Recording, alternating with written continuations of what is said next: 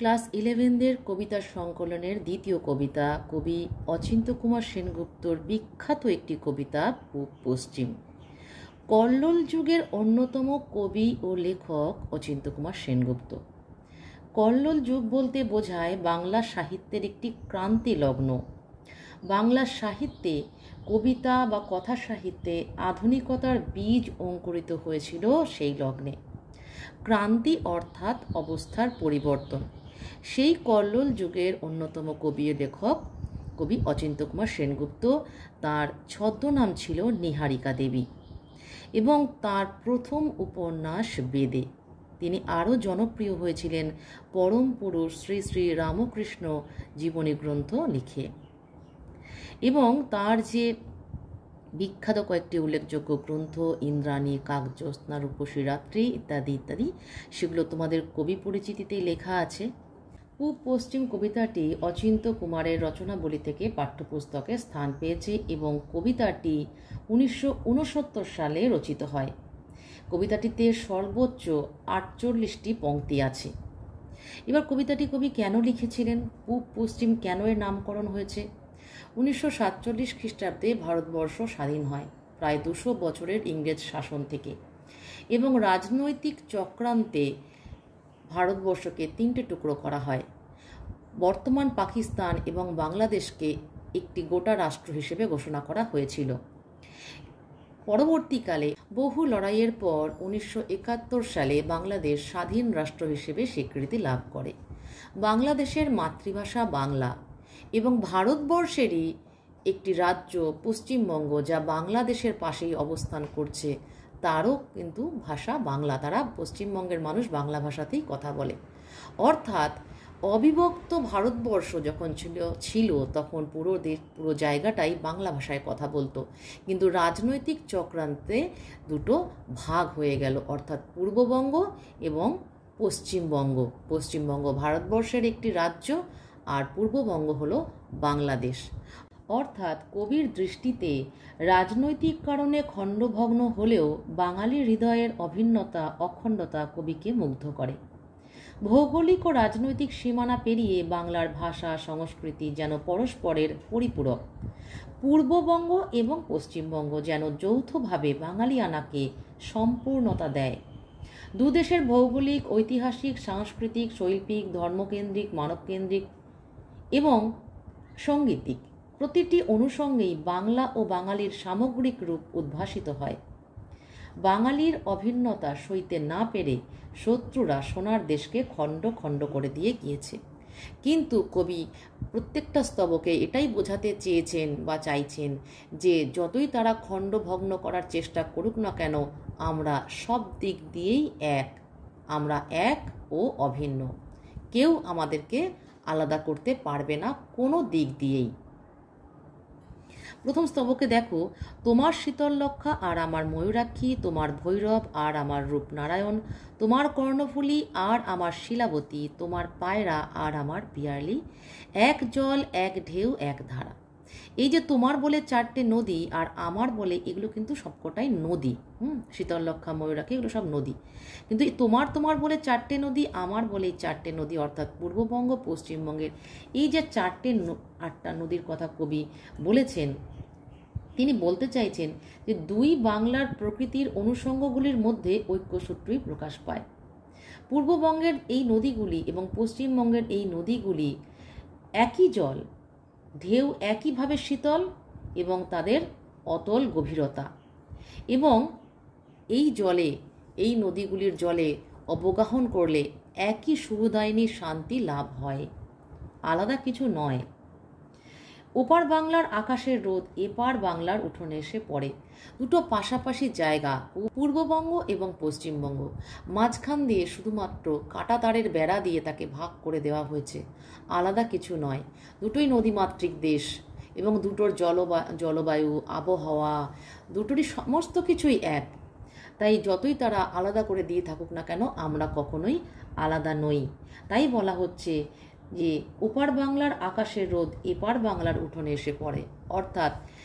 অর্থাৎ কবি বলতে চেয়েছেন বাঙালির চোখে, বাঙালির ভাবনার, বাঙালির চিন্তনে বাংলার নিসর্গ শোভা প্রকাশের নিভৃত উচ্চারণ হয়ে ওঠে। একে অন্যের দ্বারা প্রভাবিত অনুপ্রাণিত হয়, কারণ সব বাঙালি হৃদস্পন্দনের মধ্যে একে অন্যকে অনুভব করে। এখানে কবি অখণ্ড বাঙালি হৃদয়ের ঐক্যের পাশাপাশি পরস্পরের পরিপূরকতার কথা বলেছেন।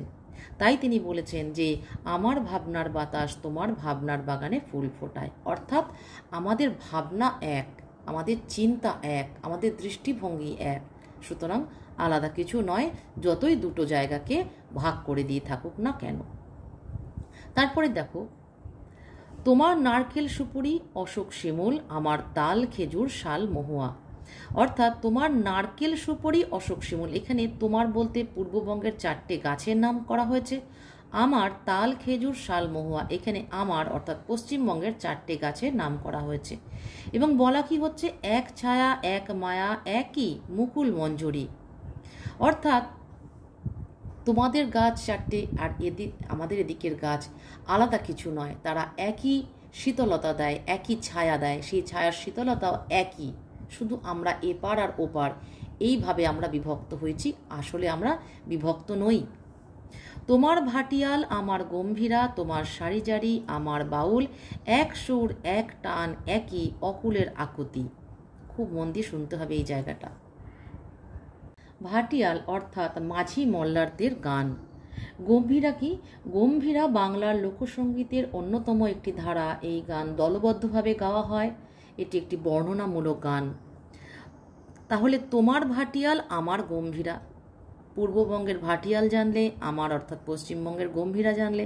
তোমার সারিজারি আমার বাউল, সারিজারি কিন্তু মাঝি মল্লারদেরই গান, আর জারি গান হচ্ছে বাংলাদেশের এক প্রকারের ঐতিহ্যবাহী সঙ্গীত রীতি। এখানে বলা হচ্ছে আমার বাউল।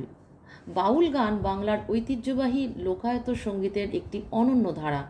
এটি বাউল সম্প্রদায়ের নিজস্ব সাধন গীত। আবহমান বাংলার প্রকৃতি, মাটি আর মানুষের জীবন জিজ্ঞাসা একাত্ম হয়ে ফুটে ওঠে এই বাউল গানে। আরও ফুটে ওঠে সাম্য ও মানবতার বাণী। অর্থাৎ এই যে 4টে গানের কথা বলা হলো, পূর্ববঙ্গের 2টো গান এবং পশ্চিমবঙ্গের 2টো গান, এই 4টে গানের একই আকুতি, একই চিন্তা, একই ভাবনা, একই মানবতা, একই সাম্যতা ফুটে ওঠে।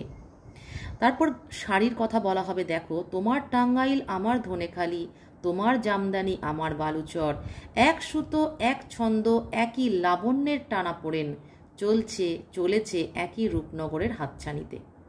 তোমার টাঙ্গাইল দেখো আমার ধনেখালি, শুধু জায়গা ভেদে নাম আলাদা, কিন্তু শাড়ি একই, টাঙ্গাইল শাড়ি আর ধনেখালি শাড়ি।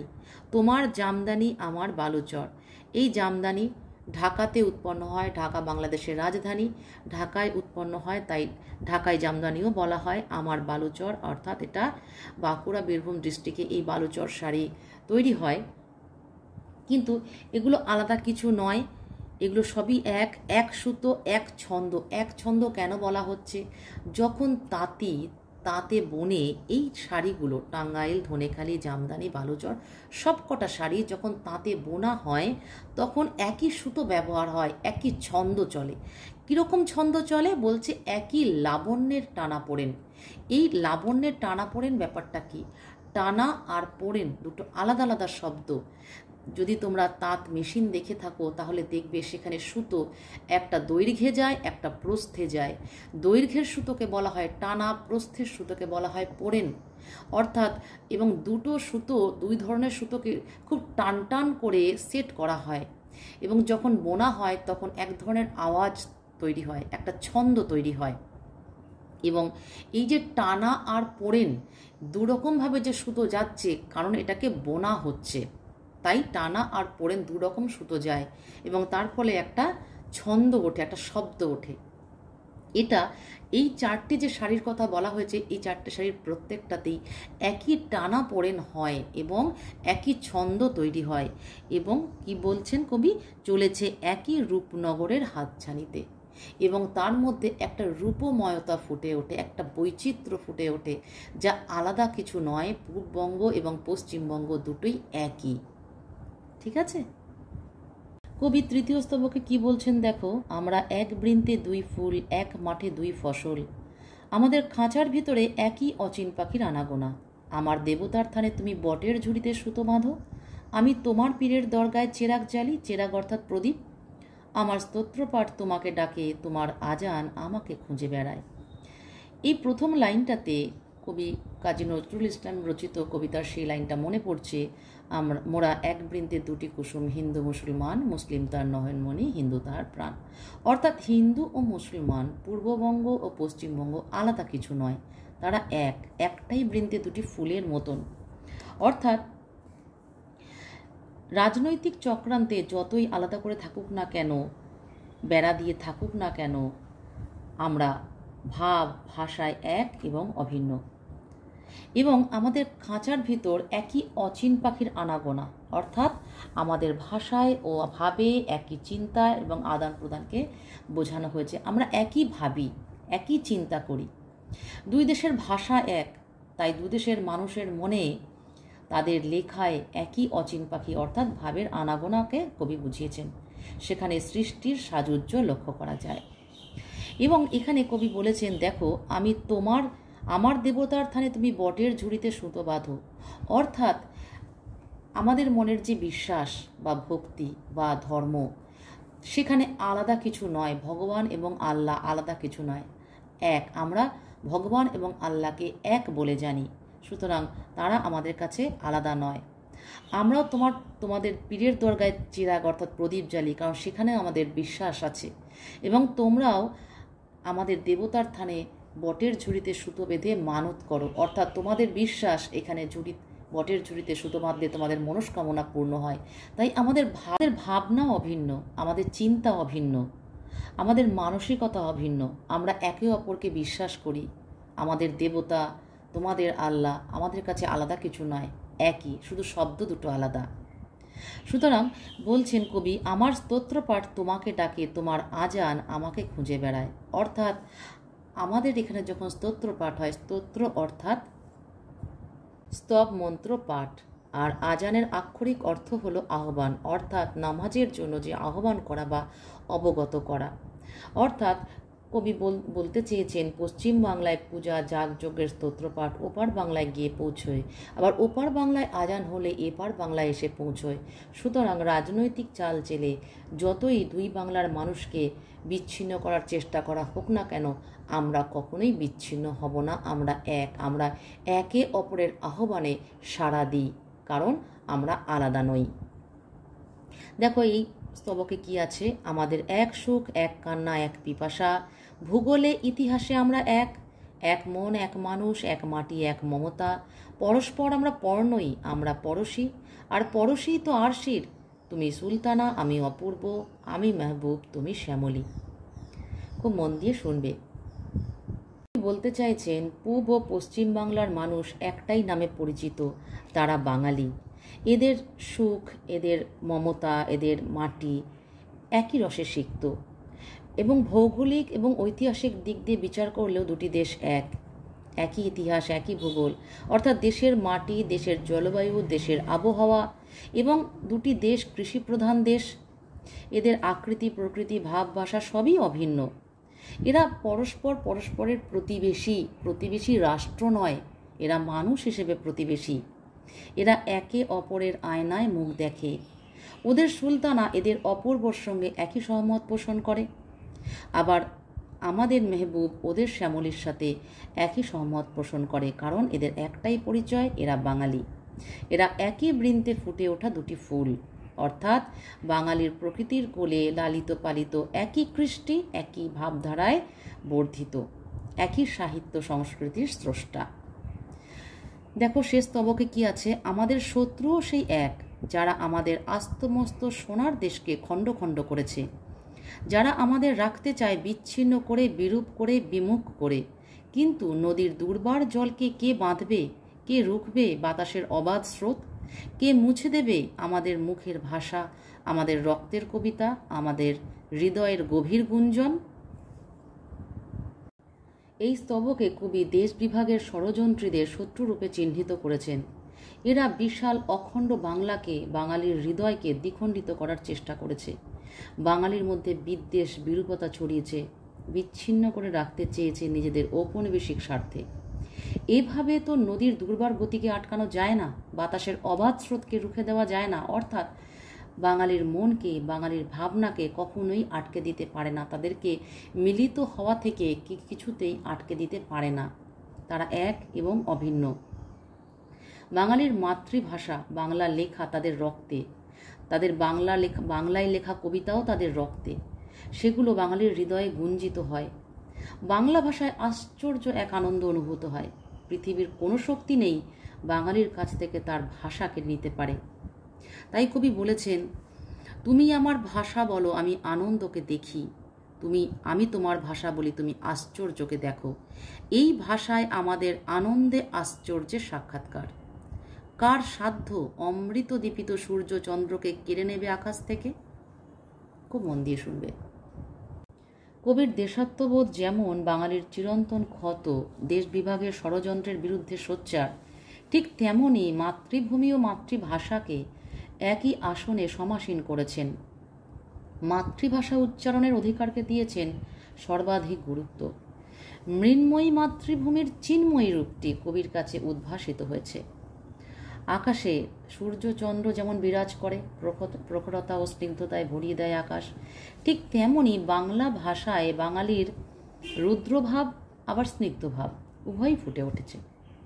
বাঙালিকে মাতৃভাষার উচ্চারণ থেকে বিরত করা বা আটকে দেওয়া আকাশের কাছ থেকে সূর্য চন্দ্রকে ছিনিয়ে নেওয়ার মতোই অসম্ভব ও অবিশ্বাস্য।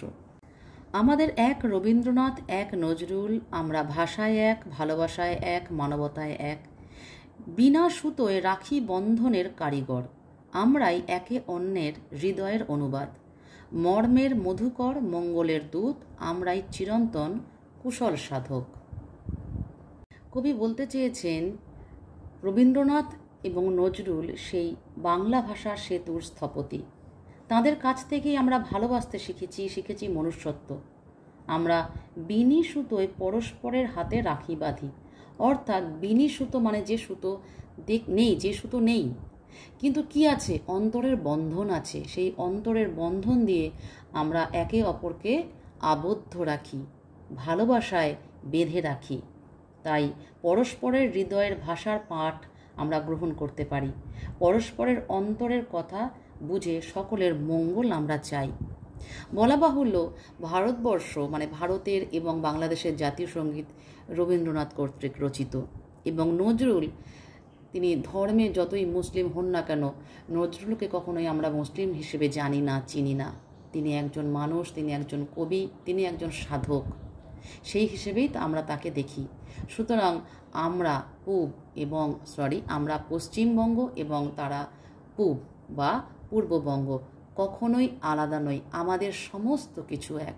আমাদের ভাষা, আমাদের কৃষ্টি, আমাদের সৃষ্টি, আমাদের একতা, আমাদের মানবতা এবং আমরা ভৌগোলিক এবং ঐতিহাসিক সমস্ত দিক দিয়েই আমরা এক। আমরা দুটো দেশই, দুটো জায়গায় নদীমাতৃক। একই জলবায়ু, একই আবহাওয়া, একই খাদ্য, একই ভাবনা, একই ফসল। সুতরাং কুচক্রীরা বা ষড়যন্ত্রীরা যতই আলাদা করে রাখার চেষ্টা করুক না কেন বা আলাদা করে দিতে চাক না কেন, আমরা এক, আমরা অভিন্ন। আমরা একে অপরের মঙ্গল চাই, একে অপরের মঙ্গল সাধন করি, কারণ আমরা পরশী। আমরা একে অপরের আয়নায় মুখ দেখি। আমরা একে অপরের কুশল সাধক, তাই আমরা মর্মের মধুকর। ঠিক আছে, কবিতাটি শেষ হলো। এর পরের ভিডিওতে এই কবিতাটির প্রশ্ন এবং উত্তর নিয়ে আসবো, অপেক্ষায় থাকো।